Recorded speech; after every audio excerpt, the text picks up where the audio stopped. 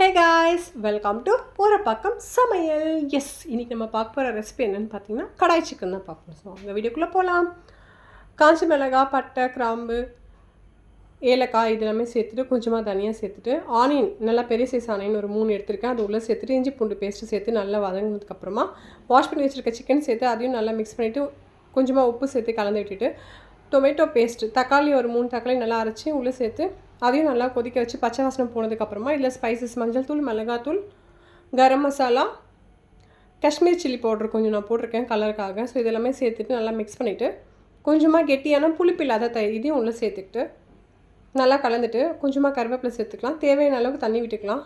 Chicken வேகிற அளவுக்கு இருந்தால் போதும். உங்களுக்கு எந்த அளவுக்கு கிரேவி வேணுமோ நீங்கள் அதுக்கேற்ற மாதிரி தண்ணி சேர்த்துக்கலாம்.